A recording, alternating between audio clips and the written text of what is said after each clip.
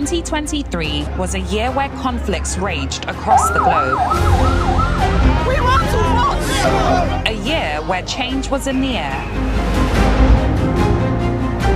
A year where machines caught up with humans. A year where the old institutions looked weaker than ever. A year where the truth was under threat. In this turbulent year, who could you trust? Nigeria's award-winning news channel was your trusted guide to a complex world. Our correspondents were front and center at the events that shaped the year. Our analysts were here to make sense of the information overload. And now, we look back at the events that made 2023 a year to remember. Tonight, a look back at the year that was here on Arise Prime Time. And what a year it's been. A disputed presidential election result, fueling tensions and uncertainty, a cost of living crisis and shaky economic recovery, unleashing pain on millions of Nigerians, a drone attack accidentally killing dozens of civilians in Kaduna State, relations between opposition politicians and the Nigerian judiciary getting frostier by the day, and an unfolding political crisis in Rivers State that's full of risks, not just for the Niger Delta, but for the rest of Nigeria. And on the international stage, after months of sheer hell in Gaza, a war between Israel and Hamas that doesn't look like it'll stop anytime soon. How did these major events shape the year 2023? And what impact are they likely to have in the new year 2024? Well, tonight, along with a panel of expert analysts, we'll look back at the big events of 2023, weaving together the strands of a year in which Nigerians sought answers and sought to put their politicians to the test. A year of pivotal political dreams and dashed hopes. What chance is there that 2024 will be any better? I'm Charles Enyegolu, and this is a special edition of Arise Primetime.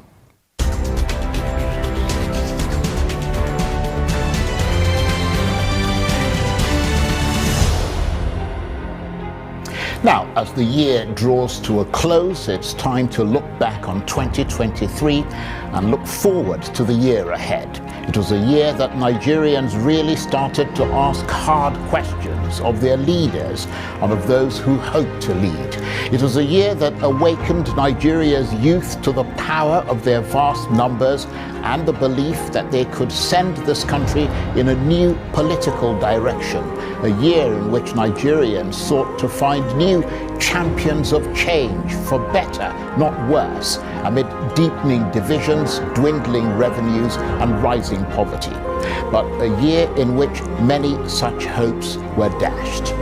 And what about 2024? Is it likely to be any easier than 2023? Will the economy get better? Will insecurity worsen? Will the political crisis in Rivers State deepen? And on the international stage, could we easily end up with Donald Trump back in the White House? And are we likely to see a widening regional conflict in the Middle East? Well, let's take a reflective journey now through the months of the dying year. And for this, I'm joined by three of Nigeria's most distinguished analysts. The noted political scientist, Professor Jibrin Ibrahim, chair of the editorial board of Nigeria's Premium Times newspaper and senior fellow at the respected think tank, the Center for Democracy and Development. The political analyst and executive director of Development Specs Academy, Professor Oke Ikechukwu, who is a member of the editorial board of This Day newspaper and is also a professor of strategic management and human capital development. And the current affairs analyst and professor of communications at Bayes University in Abuja, Professor Abiodun Adeniyi. Gentlemen, thank you very much indeed for joining us this special edition of Arise Prime Time. And let me come to you first, Professor Ibrahim. We'll start on a slightly different note. We're at that time of the year when in many countries, including Nigeria, people celebrate the festive season, and obviously when we celebrate, we tend to eat as part of the occasion. I mean, what's your favorite festive food? Which celebration dish would you say gets your mouth watering the most? I think for all Nigerians, almost as if it were law, jollof rice is the object of any festive season. And as you know, we produce the very best jollof rice in the world. And just as an anecdote, when a British chef tried to package jollof rice on the internet, you recall he got 2.5 million insults from angry Nigerians. That's a good way to start. I like that. And let me come to you, Professor Oke Ikechukwu. This time of year is usually a sort of jostling, bustling panic of things to do before the big days of Christmas and New Year arrive. What are the things that you find yourself doing at the end of the year? Well, just before Christmas, you prepare for Christmas, but more from the angle of, okay, Christmas is the celebration of the birth of Christ and salvation. So it's not just about the festivities, it's also about asking yourself, all right, based on the teachings he brought, how well have I lived this year? Can I say that this commemoration is real for me? Then it's also a time to look at the year that has passed, evaluate your actions and activities, look at the things that went well and why they went well, look at the things that didn't go so well and why they didn't, whether it was your fault or circumstantial. Then, most importantly, look at the operating environment. Is it progressing in terms of values? The prospects you're seeing at the economic, spiritual, and social and political angles, what are they likely to translate into in the new year? So it's a time of orientational review and evaluation preparatory towards what we might call a new year, but which a good deal of the time turns out to carry much of the old year. Well, we'll get to more of that in a moment. And Professor Abiodun Adeniyi, of course, as we mentioned, the festive season is upon us with fridges stuffed to bursting point with food. I mean, if we were to look in your refrigerator, what would we find there for Christmas lunch or dinner? Okay, thanks a lot, Charles. And but I think as you mature in age, sometimes what you eat is not necessarily determined by the atmosphere or what's in the air, but largely by what suits your system, as the case could be. So I think, yes, I see people around me, fancying jollof rice, but I look more at the things, that will be healthy for me. I'm hardly carried away, by the festivities, even though, I sometimes participate in the celebrations, as the case could be. But of course, like my colleague said, it's a moment of reflection, a moment of introspection, for rightful projection into the year ahead. And personally, it's a period of the time, the Electoral period that is, which actually heralds my birthday. My birthday is the 31st of December, so it's more spiritual for me than anything else, So against that background, I think I just want to enjoy the moment, because the time I'm always also more indoors. The routine requirement of having to resume at work is not there, at least maybe for a few days. I look at outstanding journal articles, outstanding books that I still have to deliver on, and make plans on how to get them through in the year ahead, as the case could be, Charles. Well, thank you for that. And let's now leap straight into what you were talking about there, about that assessment going forward. And let me come to you, Professor Jibrin Ibrahim, from a political point of view. Does 2023, broadly speaking, feel like a pretty unsavory year for you? Elections held, lots of dashed hopes, lots of you can hardly make it up stories? Well, I think in a sense it's a normal year for us Nigerians, because we don't really remember a year where violence hasn't increased, where killings haven't increased, where kidnappings haven't increased, where state incompetence hasn't been more evident. So I think we just note that another normal year has come and gone, and maybe the big thing for me for this year is actually the big event that never held. The 2023 population census was supposed to start 3rd May, and it never took place because there was too much incompetence in planning for it, but also as putting it 1 week after the elections. No country in the world I've seen will plan a massive event, elections, and the next week another massive event, the census. So that normal year for us Nigerians. We are used to incompetence. Well, on that rather unsavory note, let me come to you, Professor Ikechukwu. Of course, the end of the year, just coming off the back of Professor Ibrahim there, feels rather like the embarrassing end of the Roman Empire, doesn't it? With the crisis in River State brewing, complete with all the excesses of, cheap innuendos of Nigerian politics. Well, quite frankly, I think this is one of the best years Nigeria has had since independence, and I'll tell you why I think so. When false identities, there's a presumption that assuming a new government comes in, makes everything to go very well, that Nigerians are then good in themselves and will go ahead and everything will be well. Let's look at it. I think this year is one of the most dramatic in unraveling the fraud called the average person, not people in office.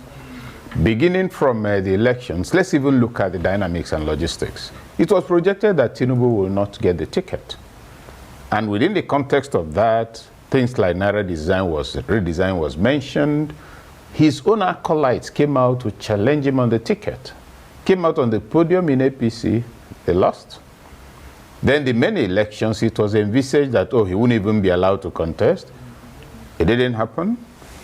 Then elections held, Supreme Court, nothing happened. Now, let's look at this within the context of a nation that's presumably on the right track. The international community were there. Nothing happened. The alleged powerful people in Nigeria, elder statesmen and elder states, whatever, they're here. So what we see is a progressive, steady unraveling of the nation towards a path of greater political maturity. So I don't share the pessimism. I don't share the assumption that anything bad is happening. Where you have a lot of unruly children who are kept under control by the hammer or the cane, it does not translate into the fact that those children are of good behavior on their own. Now it's like things have been loosened up and we are seeing what people really are. If today I win an election by fraudulent means, one thing you can be sure of is that I'm not the one who went to carry the ballot box, and that the people who did it did not refuse and say this is bad. So for me, this is one of the most critical years of national political evolution. And evolution, if you put a seed in the soil, the first thing that will happen is that it will decay. So it's a year of decay towards a rebirth, a lot of economic discomfort. Yes, the fuel price is biting, the palliatives are not there, but let's also recalibrate and be honest about it. If Atiku had won the elections, he would have removed fuel price. That's what he claimed. If Peter Obi had won it, he would have. So these are measures which everybody said it was good to take. Now it's been taken clearly, precipitously, and without sufficient preparation. These other people who allegedly have solutions, have they brought the solutions forward? This is about our country. So looking at here, also events building up to the River State crisis. Right. The foundations for that was laid in the elections. And one thing any keen observer will note about River State is that Wike is in process of being taken to the burial ground politically. Well, we're going to get to the River State crisis, because obviously that's a big event, especially going into the end of 2023, likely to run into 2024. But before we get there, let me come to you, Professor Adeniyi. Do you think the Nigerian public paid much attention to politics this year than they normally would because it was a presidential election year? Okay, first, Charles, let me create a context. If I remember my history right, I remember in 1870s, somewhat, The Anglicans were somewhat critical of the Catholics, you know, when they declared the pontiff, the Catholic pontiff, as infallible. And of course, in describing the year when this declaration was made, they used the word annus horribilis. That was in 1870. And fast forward to 1992, the late Queen also referred to 1992 as annus horribilis. So the Queen helped up somewhat to re-energize that concept, and coming after 1992, we had former UN Secretary Kofi Annan referring to one other year, 2004, you know, as annus horribilis.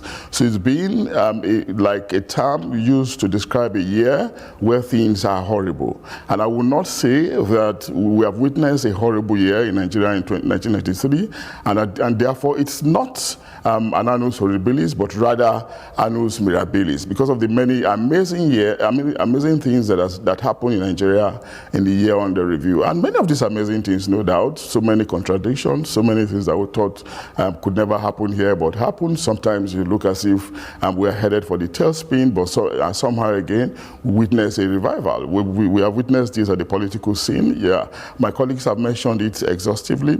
But there are also other areas that should interest us, really.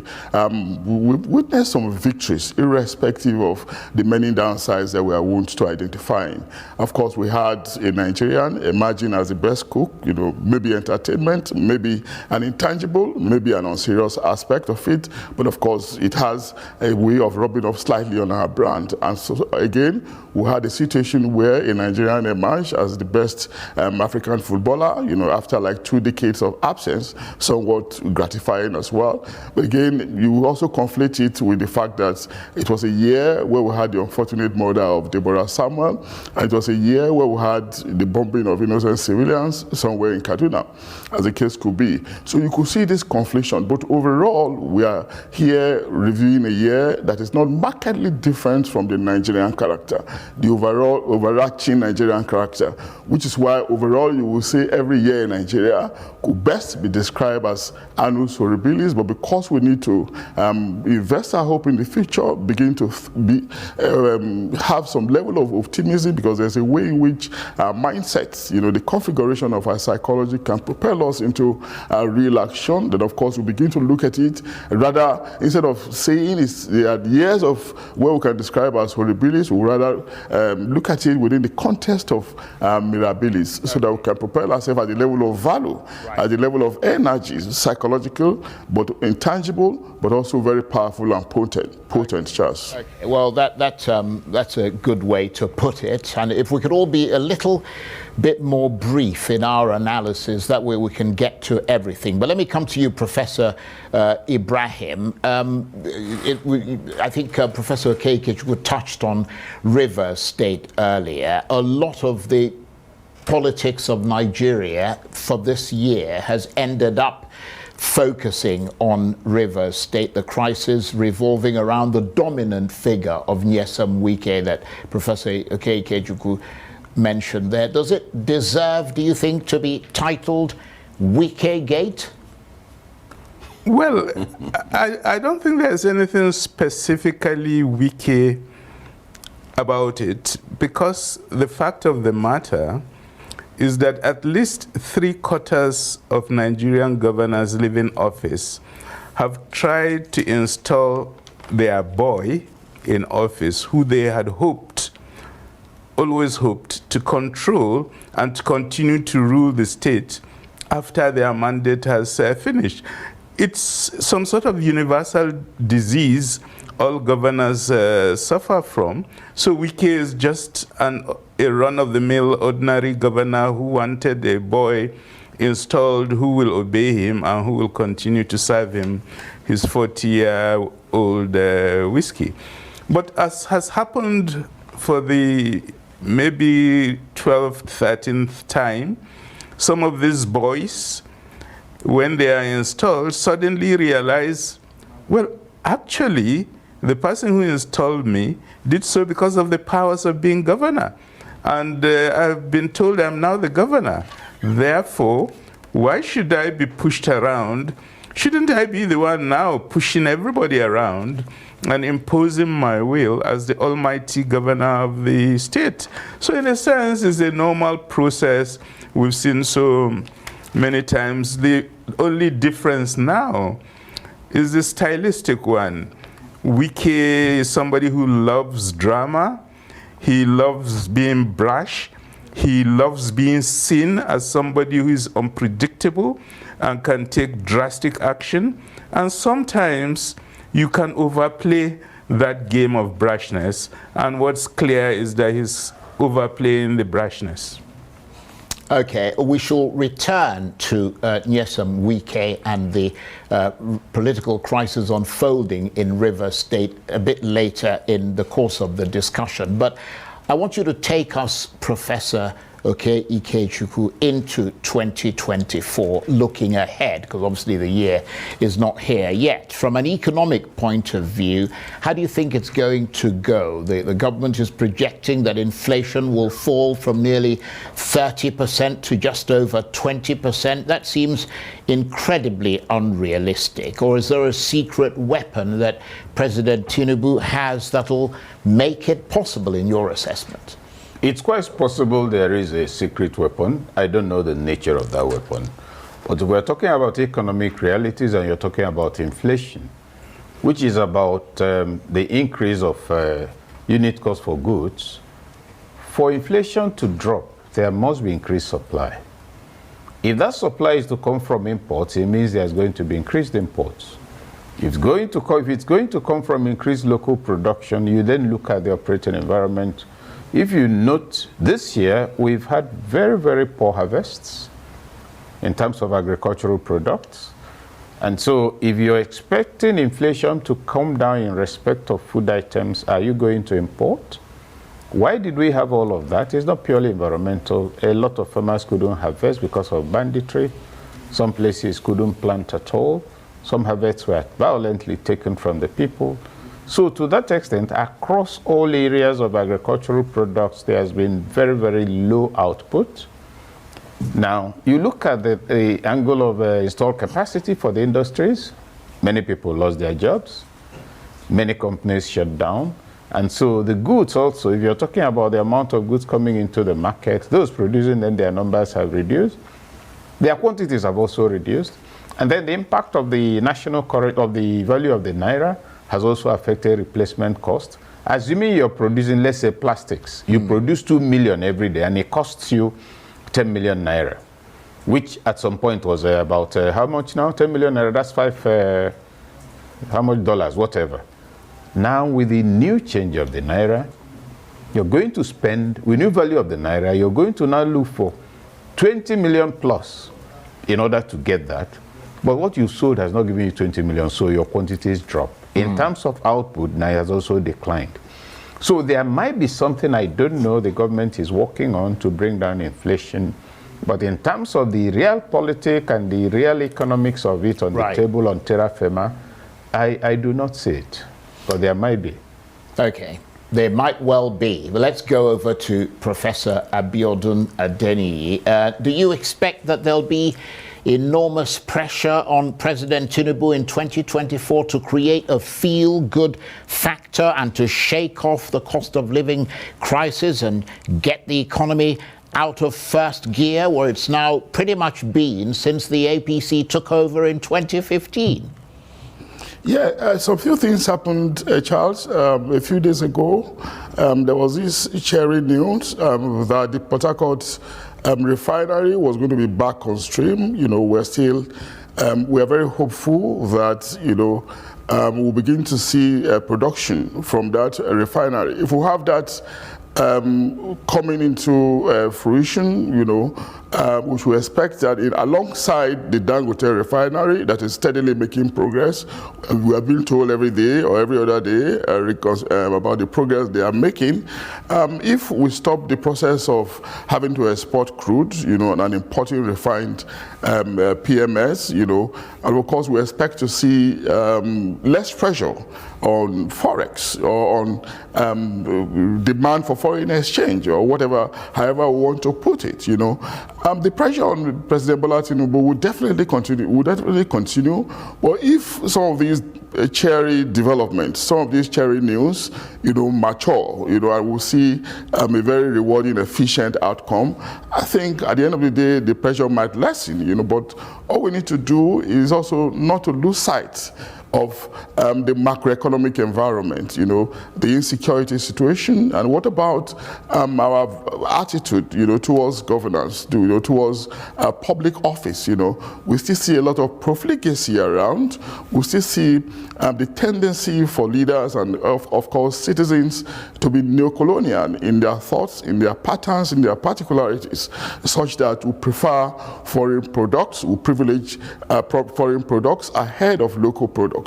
And all these things simply means that we're exporting capital as against, growing what we have, or being able to make do with what we have, such that we can have retention of capital, and of course it can add up, become helpful to production, become helpful to local consumption, trigger some level of multipliers, enhance job opportunities, and enable us overall to have a vibrant economy that can be largely be self-reliant. So I think beyond the measures they take on an everyday basis is also the need, for an overarching attitudinal change, which can only be propelled or driven by the president or the leaders having a consequential political will. But if the will is still tepid, only at the level of intention, without deliberate, decided effort to implement, policy projections towards some kind of meaningful orientation, I think we might just end up begging the issue, and we do not want a situation where the president will just be a timekeeper at the end of the day, working on the Right. parts of previous leaders, but somebody who will make meaning at the level of delivery overall, Charles. Okay. Let me move away from talking about the economy, Professor Ibrahim, and talk about reform. I mean, what about INEC and electoral reform? Do you see that happening in 2024? Well, I think the key message from the 2023 election is the urgent need for electoral reform to continue.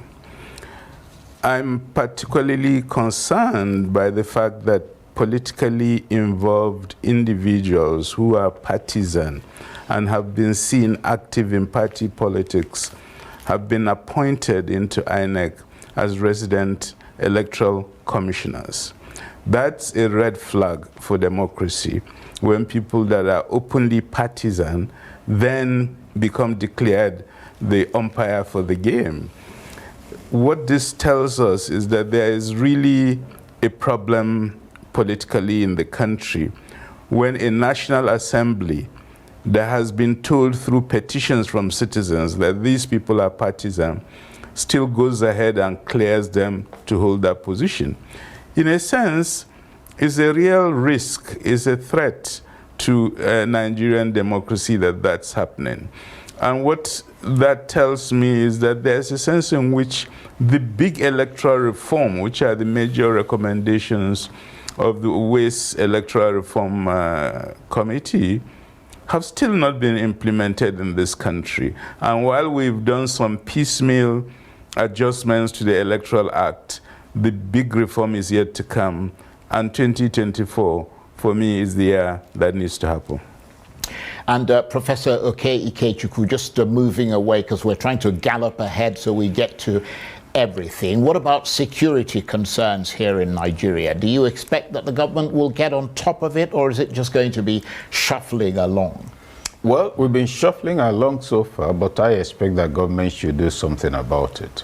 I would want to assume that the measures, that the terrible experiences, continued terrible experiences from the angle of security this year would have created enough concern for government to tell itself that, look, we can't enter 2024 like this.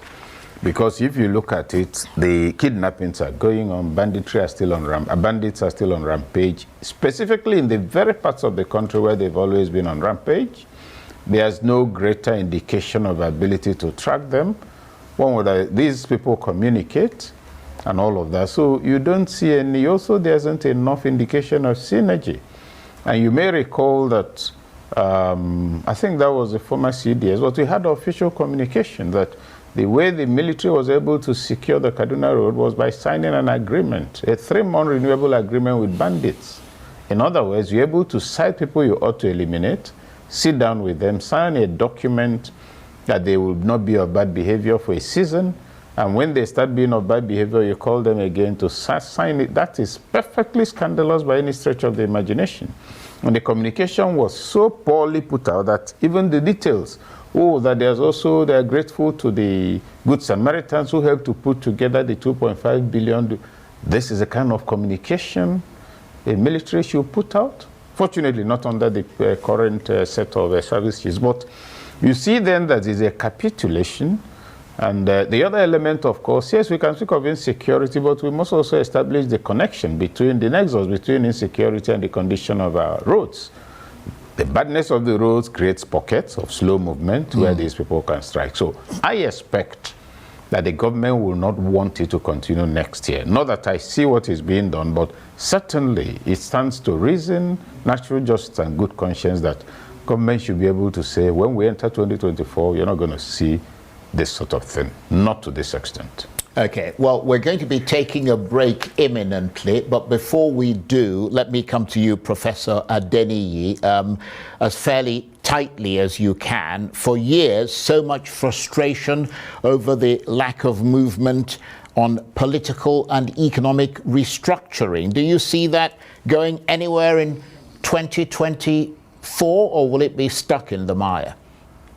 No, maybe for economic restructuring, we'll continue to have the kind of experiments, that we've been having in the last couple of years, where it seems that our leaders hardly have a handle on the right economic direction to toe. I see this continuing because if we were sure some of these problems we're having, where we will be forced to think that we should get away with subsidy, yes, we are done with it now, but we are still to see the outcome, the positive outcome of the positive removal of the positive outcome of removing subsidy. And secondly, again, we're thinking of whether to float the naira or not to float it. Now we are floating it, but the outcome is upon us and is unsalutary. So this economic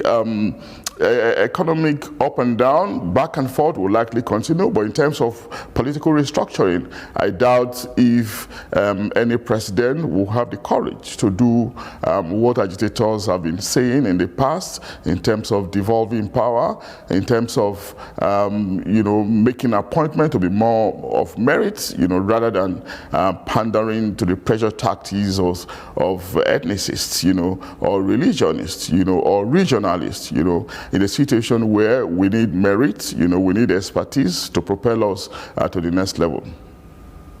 Right, okay. Thank you very much indeed for that. And you're watching a special edition of Arise Prime Time. Plenty more still ahead as we continue our reflective journey through the months of the dying year 2023 and look forward to the new year 2024. Stay with us.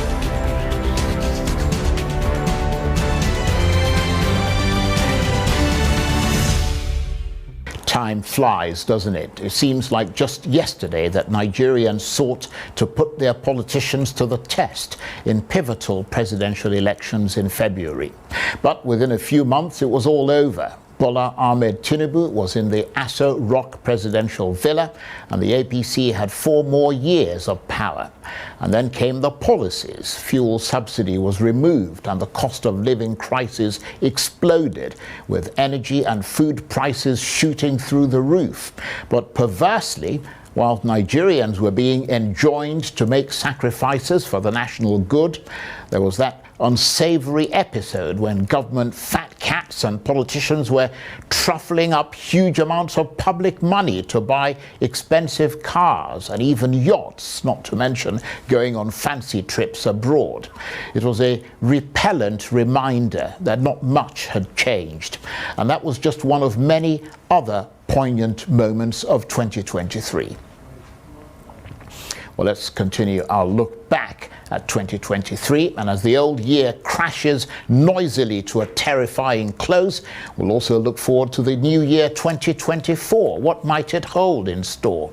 And with me are the noted political scientist, Professor Jibrin Ibrahim, chair of the editorial board of Nigeria's Premium Times newspaper and senior fellow at the respected think tank, the Center for Democracy and Development, the political analyst and executive director of Development Specs Academy, Professor Oke Ikechukwu, who's a member of the editorial board of This Day newspaper and is also a professor of strategic management and human capital development, and the current affairs analyst and professor of communications at Bayes University in Abuja, Professor Abiodun Adeniyi. Gentlemen, thank you very much indeed for staying with us. And let me come to you straight away, Professor Ibrahim.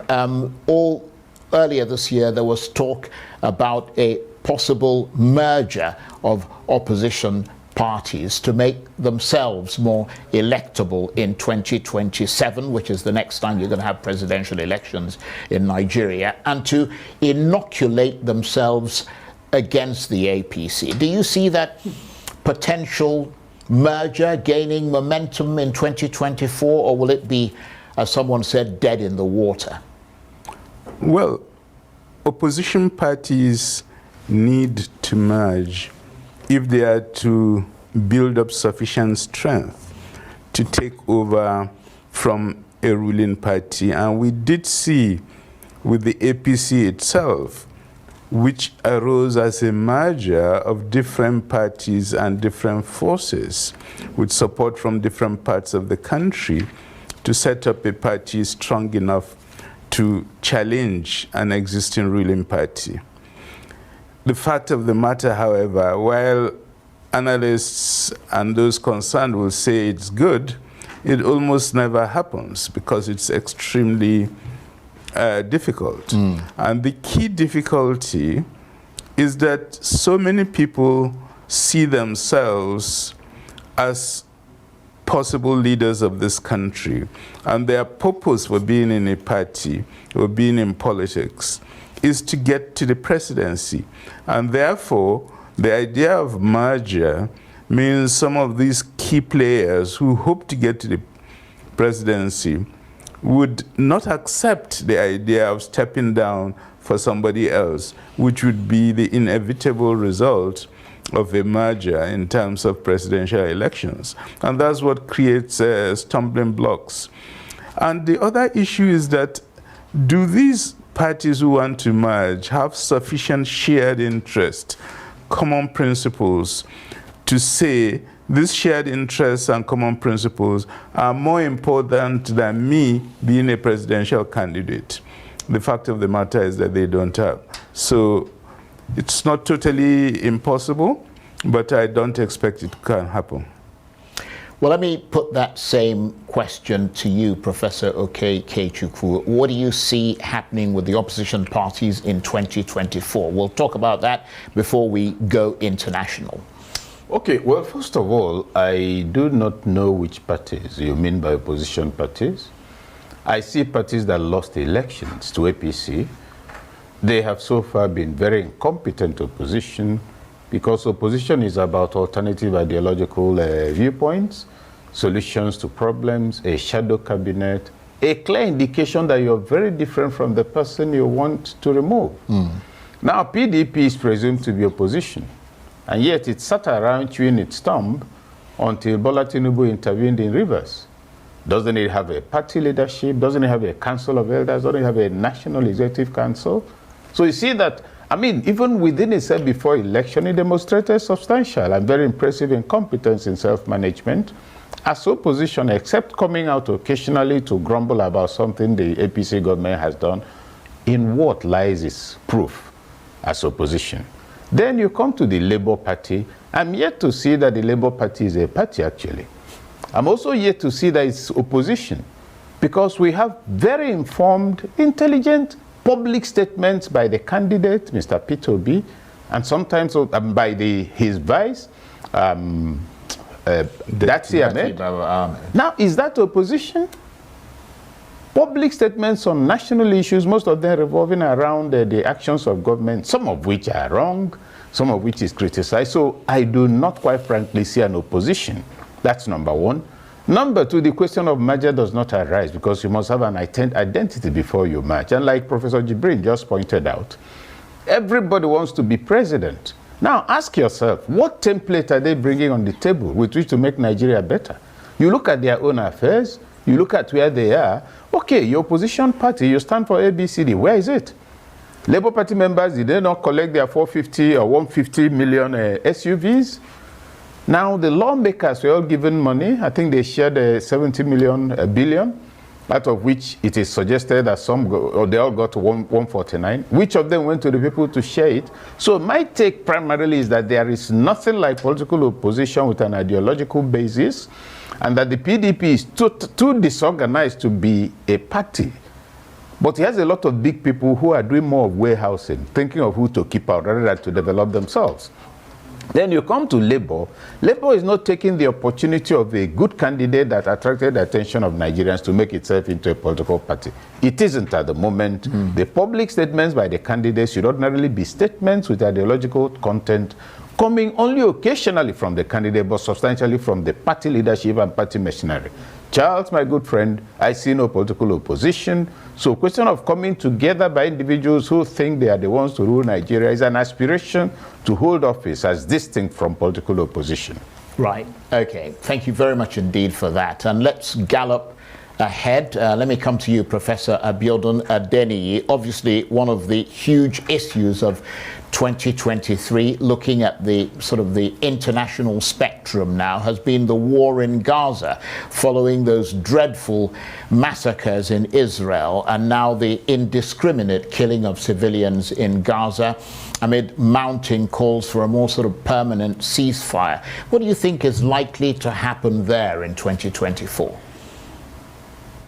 That's a very tough one, you know, going by the history of the crisis in that region.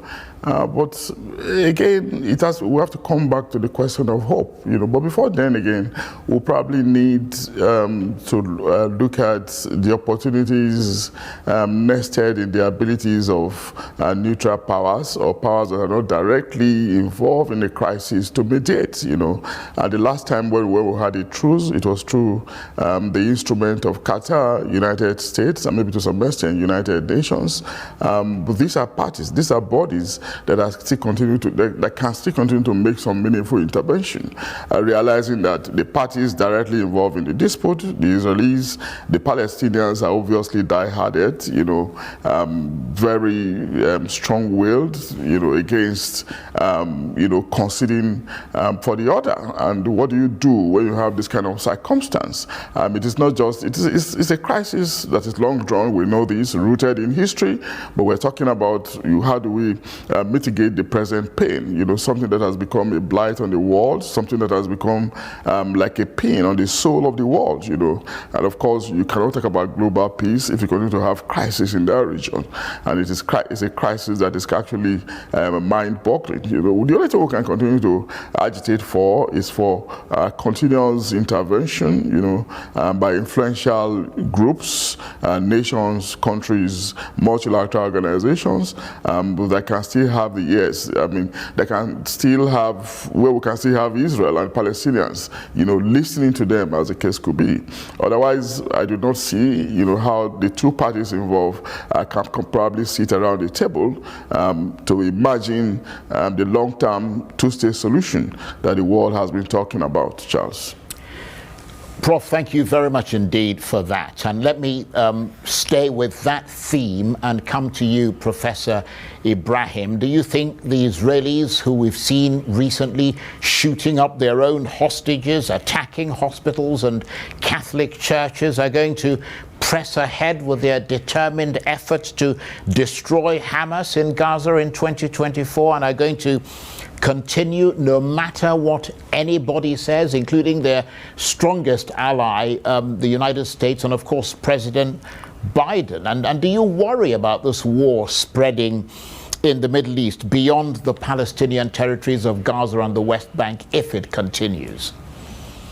Well, my view is that what Israel is doing and what it says it will continue to do cannot be sustained, and it carries a lot of risks, not just for the region, but for Israel itself.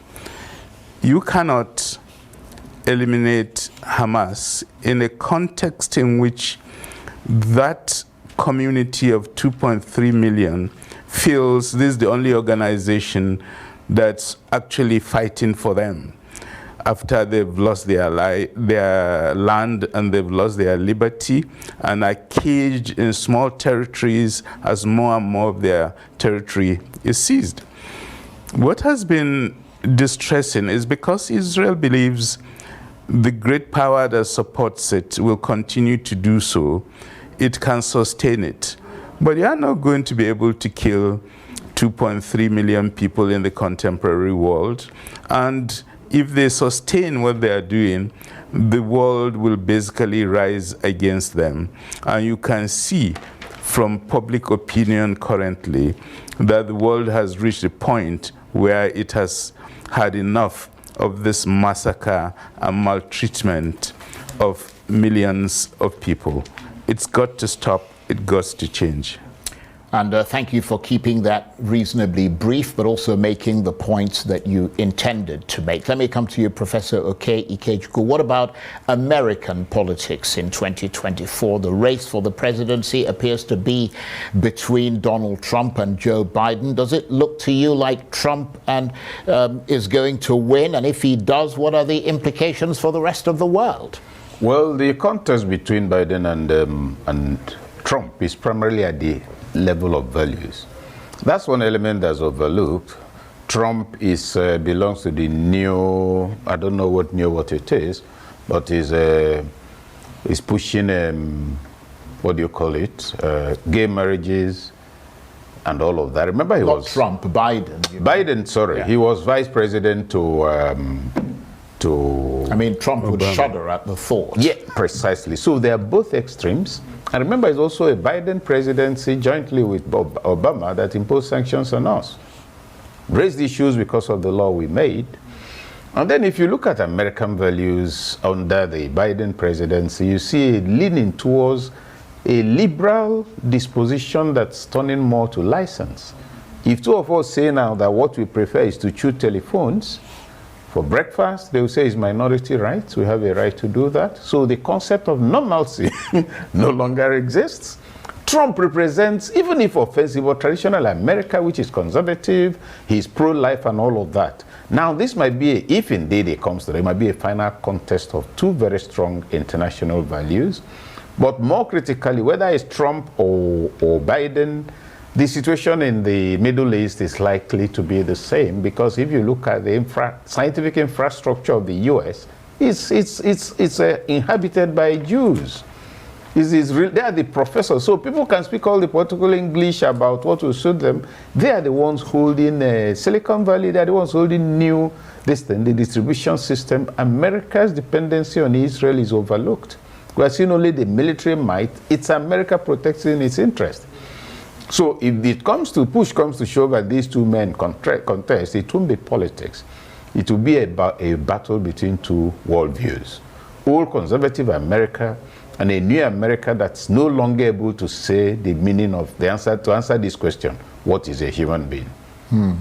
That's a very interesting line that you've taken there. And let's move away from that, or at least put it in the context of Nigeria, Professor Adeniyi, because as we know, the year is coming to an end, and one of the really big political crises that have been rumbling on as 2023 ends is the crisis in River State, and central to that crisis has been one figure, Nyesom Wike. Is Nyesom Wike's political star going to wane or strengthen in 2024 as a result of that political crisis in River State?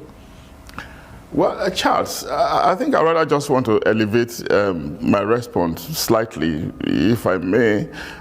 It's not necessarily about the wiki, but it's about personality politics within our context.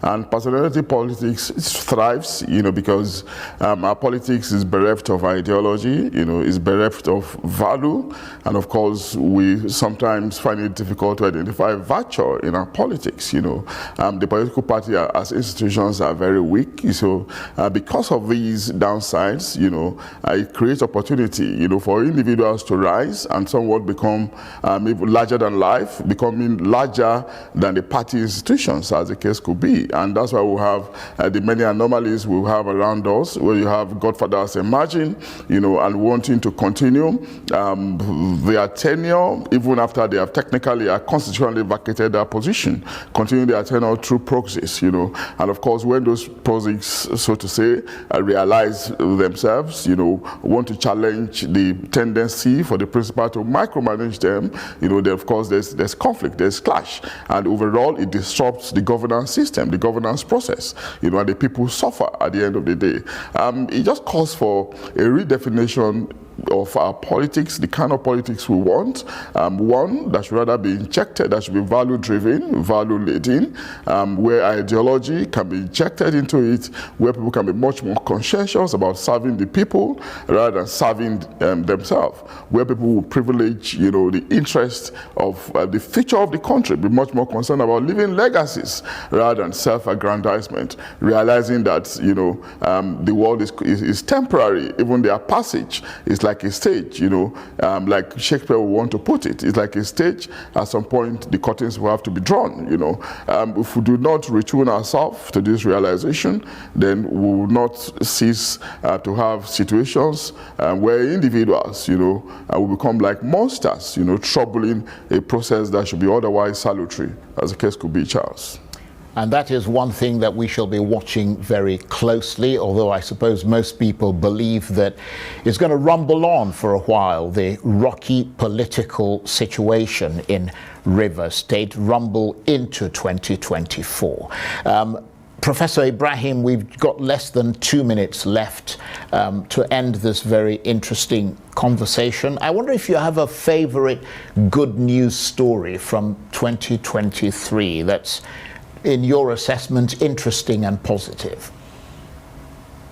Wow, that's a trap question that has floored me completely. There's a lot of things that don't floor you, so certainly it's interesting that this one did. Yeah, because the fact of the matter is that it's been an extremely difficult year, and good behavior that we've expected has not come from all the people we have laid a lot of hope it would come from.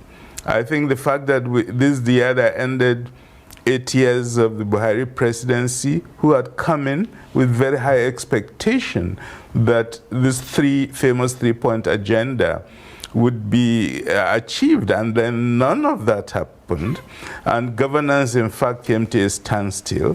And now we have a Tinubu who has come on the mandate that he will continue with Buhari's great work. And the great work of Buhari is not to govern this country and still let everything collapse. You can now understand why I got completely floored by that question. Well, there is some good news. Very briefly, Professor Okechukwu. First, about 30 seconds. There's good news in the fact that Tinubu did something about transport. But the thing he has to now note, somebody was talking about going to God is Good Motors. Their price, which was not quite up to 30, they've moved it to 48. And then, so you're paying the same thing. That should be investigated so the transporters don't clean out the citizens. Right. The other point, of course, is that Wike is due for retirement. It will happen. He has chewed more than he can swallow. Events are going to build up. He's going to see the consequences of ignorance of cultural anthropology. He played a joker. You don't start a game with your joker. Right. It wasn't at the right time that he did most of what he did, and the repercussions are queuing up. And in 30 seconds, Professor Abiodun? But I want us to regard the new year as a new day, which means that every of our action on an everyday basis should be packed with meaning, with determination, and of course with a resolve to deliver, to deliver something positive. So every year should be every day should be like a new year for us, so that we can see result at the end of the day. We have to know that the creator of the world was actually concerned about day and night. We are having a new year now, courtesy of Emperor Gregory, and of course there are different kind of years across the world. There are different times across the world where some cultures regard as their own new year. The Chinese New Year is different, the Hindu New Year is different, and we'll have it across the world as well. Yes, we have adopted the Gregorian calendar, that's fine, but we shouldn't just be weakened by the fact of a new year. Our days should be action-packed so that we can have results in all aspects of our life, particularly at the governance level. Professor Abiodun Adeniyi, Professor Jibrin Ibrahim, and Professor Oke Ikechukwu, thank you very much indeed.